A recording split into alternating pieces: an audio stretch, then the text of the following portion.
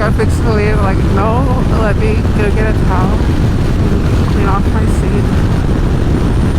That's a bit too much. No biggie though.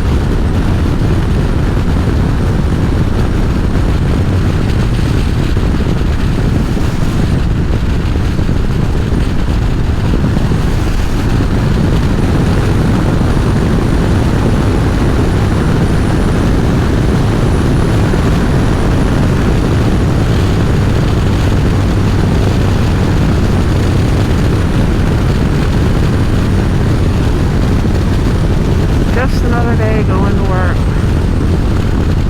On the plus side, when it's local, I get a lot of footage for like B-roll, making shorts, making reels, that sort of thing.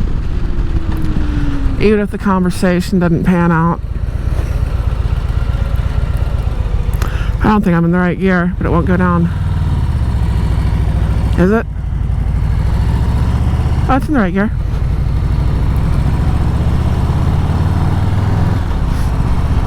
My visor is foggy.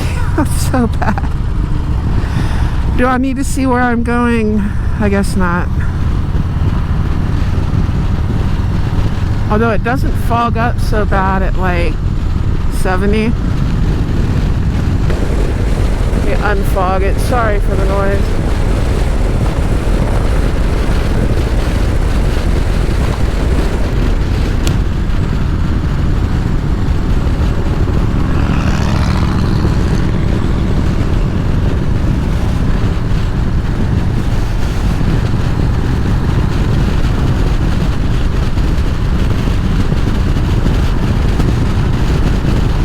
Everybody rushing to get to those jobs, you know.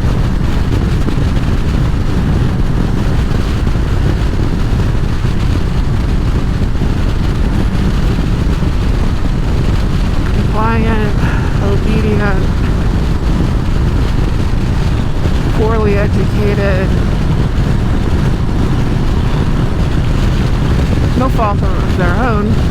Well, kind of a little bit, but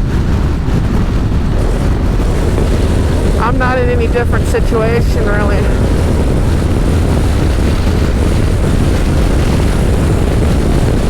But that's the idea.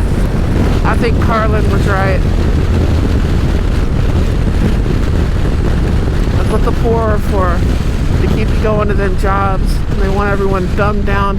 Just smart enough to run the machines, but not smart enough to question the ever increasingly shitty pay. But the pay's gotten so shitty that they're questioning it anyways.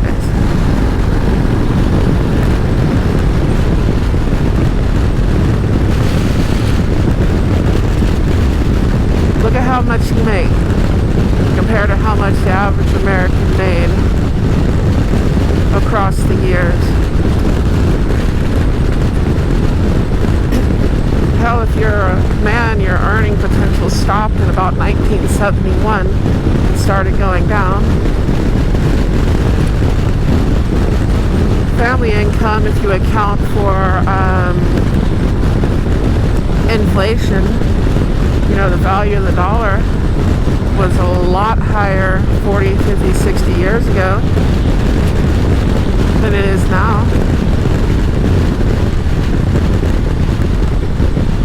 It's just we have all these nice gadgets that we've figured out how to make very cheaply. So it makes it feel as if we kind of have more because we have all this cheap plastic shit. I can't complain. I'm not doing bad in life. I run tight on money. There's days that I can't even eat. But that's not because I don't have a good job or I don't make good money.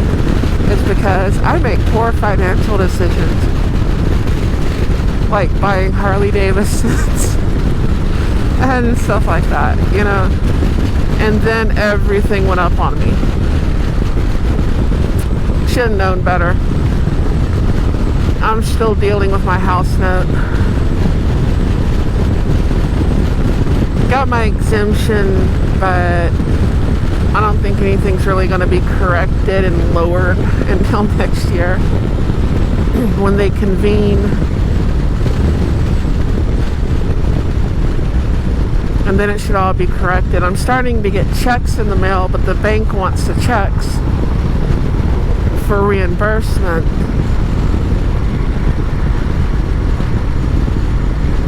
I don't know.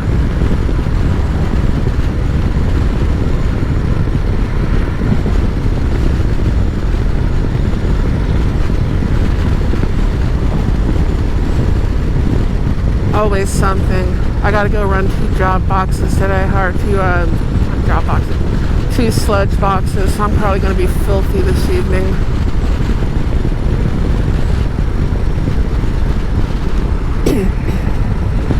It may be filthy work, but it pays good. I'll run that roll off every day. I go run 2-3 boxes, take them out to the pit, dump them, go home. That's one of the few things doing locally that I can make as much or more money than over the road.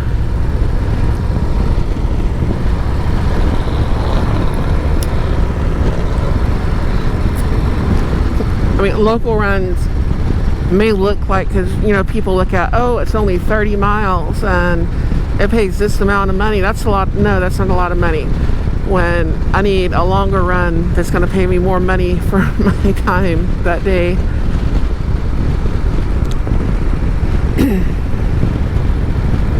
They're looking at the weight, the miles, and how much it's paying, and well, it's not shit. If you worked all day and you only made $200, it ain't shit, and it's not worth it. Well, if there's nothing else to do, it's worth it. But when you can haul something better, it's not. Or at least in my case. Now 20 years ago, maybe 200 would have been worth it. And that's my cut. I wouldn't do a $200 load gross. Oh no.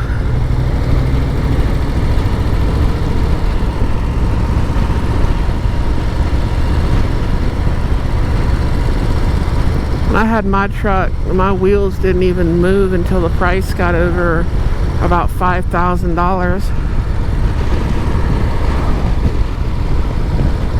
Unless it was a local run.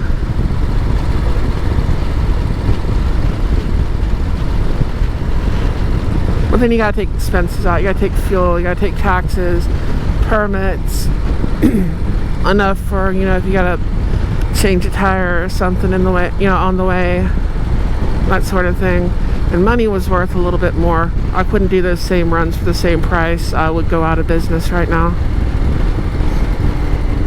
If I was doing the same runs I was doing 8 years ago for, $5,000 today, for $5,000, my truck would have been repossessed. I wouldn't have been able to afford to keep it. I wouldn't be able to keep it.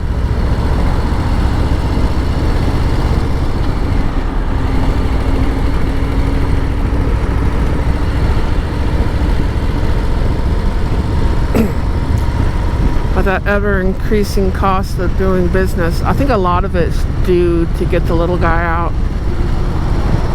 And the government specifically wants to get rid of small business, especially in trucking. They don't want hundreds and thousands of small businesses. They want a few large corporations. And the reason for that is it's easier to control and regulate a few large corporations than it is to do that to thousands and thousands of small corporations. You have all these thousands of small trucking companies. I work for one. That's a lot bigger job for them to regulate. Because they want to come through, they want to control everything. And I'm of the mind the less control the government has, the better. That who governs least governs best kind of thing. I mean, there's some stuff that we need. There's some things that, should be illegal. If you're stealing from people, stuff like that, if it's like unethical. If you're not doing anything like that, the government stay out of it. Hell, half the time, well, a lot of the laws are stupid. They just are. Shit designed to make money. It's like DOT inspections. They don't have anything to do with safety, really. The shit they write you tickets for, nothing to do with safety. And I've had inspections where they'll tell you, I've got to keep inspecting your truck until I find something. It's like, no, you don't. But they will. That's usually on one of those blitzes or something like that.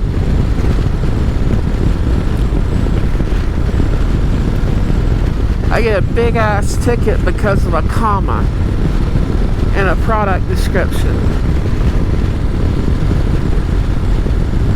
You forgot to put the parentheses around the technical name.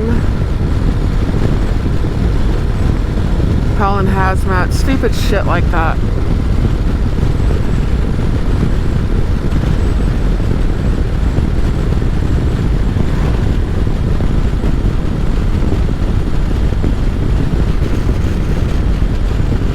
Oh, you got a spare tire rack under your trailer? There's no tire in the rack. Well, the chain's swinging down there, okay? The chain's hooked to itself. It's not like it's swinging, freely, but it's got some slack in it because it's not wrapped around the whole thing. It's just clipped back up there together. Well, we're going to write you a ticket for that. Okay. One of the stupidest tickets that I've ever gotten. My box of triangles. The lid wasn't snapped securely on top of it. Granted, I just chunked a bunch of shit in the side box right beside it, and the thing was bolted to the floor of the side box. And, like the hoses and all that pushed up against it. It wasn't that it wasn't closed. It was closed. The lid was closed down on it, but it wasn't snapped shut. So he said that my triangles were unsecure. I'm like, you're a fucking cunt. And that's all you could get me for. That's how chicken shit those motherfuckers can be. He chases me down. And I had high risk hazmat. Highly placarded all over it. That shit will kill anything that is within about 7 miles downwind if it has a leak. The fire department won't even fight it. They'll let it burn because number one, it's too hot to fight without a robot. And number two, it's safer to let it burn because of the inhalation hazard. So this guy pulls in front of me in his cop car. I saw his lights come on. And I knew there was a parking lot up ahead that I could go off to the right. And most cops have the common sense. Oh, my throat's not good this morning. Most cops have the common sense that you're going to that parking lot, especially when you turn your blinker on or your hazards or something. I think I turned my hazards on when I saw him.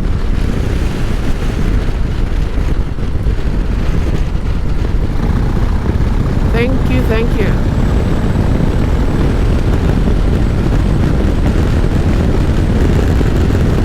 But he pulls over in front of me, slams on his brakes, stops me in traffic, starts screaming about it. He turns his lights on. And he's in an unmarked car with, the lights come on and the windshield and all that. I pull over, I do this, I do that. And I handed him my logbook, my paperwork. And I said, that's fine. But if somebody runs under my trailer, neither one of us are going to be here to talk about it. You think we might get the fuck off the road? He looked at me weird. I'm like, this shit's going to put a crater in the fucking ground if somebody runs under my trailer. I was going to that parking lot. He stuttered. Then he led me on this convoluted route to turn me around and drag me back to the scale. And he's trying to get me to fuck up. I've already played that game. He's trying to get me to break some kind of traffic law or what have you, and I started fucking with him a little bit. I'd wait for him. Like, no, you're out ahead. I don't know where you went. Well, I'm not going through there that fast. Oh no, fuck him. Fuck that asshole with a big rubber dick. I do not give a fuck.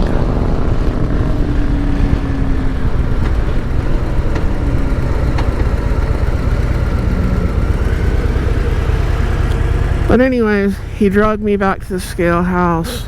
He hops in the trailer. He just breaks the seal and does his thing. He wonders why I'm standing at the end of the trailer with a gas mask. He's looking at all this stuff, and it's nailed down to the floor. Like, it's all these cylinders are nailed in place and all kinds of crap. He's like, what is this? So don't worry about it. Or what did I say? No, I didn't say don't worry about it. No, I said, man, if it was leaking, you'd already be dead.